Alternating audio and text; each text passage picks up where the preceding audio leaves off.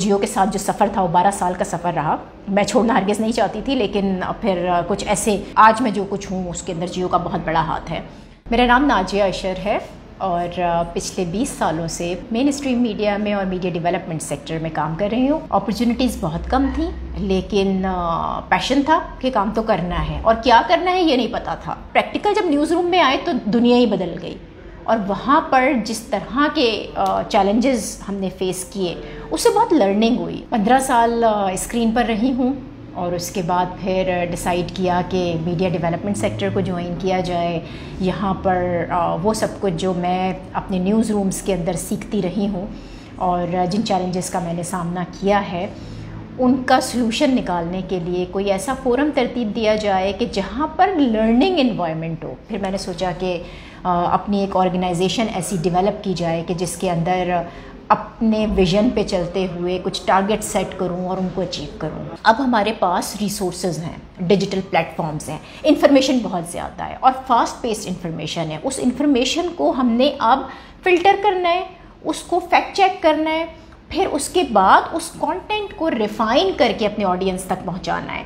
तो ये वाली जो लर्निंग आई है ना, ये लर्निंग हमने तो कोई ट्रेनिंग्स में जाकर इस तरह के डिजिटल चैनल्स के बारे में या डिजिटल प्लेटफॉर्म्स के बारे में नहीं सीखा था जिस वक्त ये प्लेटफॉर्म्स आए हैं। हमने जो कुछ सीखा वो अपने इर्द गिर्द के एनवायरनमेंट से सीखा। लेकिन मेरी ये खुशकिस्मती भी रही कि मैं बाहर इंटरनेशनल फेलोशिप्स पर जाती रही और मेरी सिलेक्शन हुई थी John S night journalism fellowship के लिए स्टैनफोर्ड में।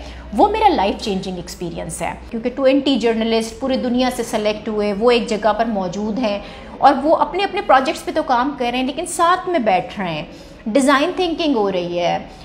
वहाँ पर जो है वो ब्रेनस्टॉर्मिंग सेशंस हो रहे हैं। वहाँ पर हम ये जानने की कोशिश कर रहे हैं कि दुनिया कितनी तेज़ी से बदल रही है, जर्नलिज़्म किस तरह से बदल रहा है और आगे जाकर जर्नलिज़्म और ऑडियंस के दरमियान ये कौन सा ऐसा एक राब्ता है जो बनने वाला है, और उसके अंदर हमने जाकर किस तरह से अपने स्किल्स को रिफ़ाइन भी करना है और फिर अपनी ऑडियंस बनानी है और फिर अपना कंटेंट डिसेमिनेट करना है। तो कोशिश करना बहुत ज़रूरी है। फिर ये कि अपने काम पर फोकस करें, बजाय इसके कि हम इन बातों पर फोकस करें कि हमारे पास ये रिसोर्सेज मौजूद नहीं है या हमारे पास वो अपॉर्चुनिटीज़ नहीं है जो हम जैसी दूसरी ख़वातीन के पास हैं या फिर मर्द हजरात के पास हैं।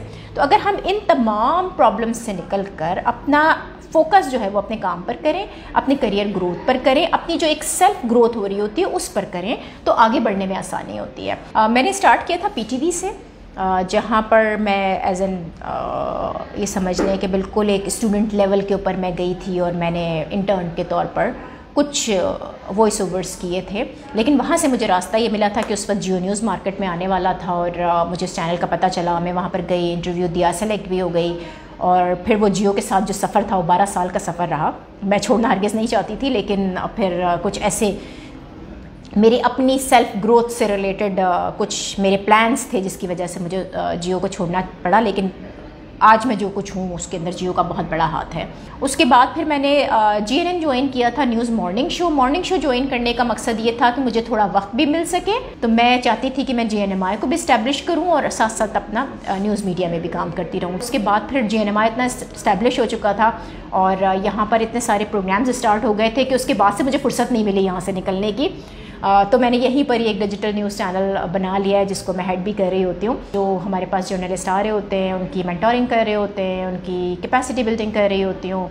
इसके साथ साथ जो डिजिटल कंटेंट है उसके ऊपर मेरा बहुत फोकस है, हम ताकि अपनी ऑडियंस बना सकें और अच्छा कंटेंट डिसेमिनेट कर सकें।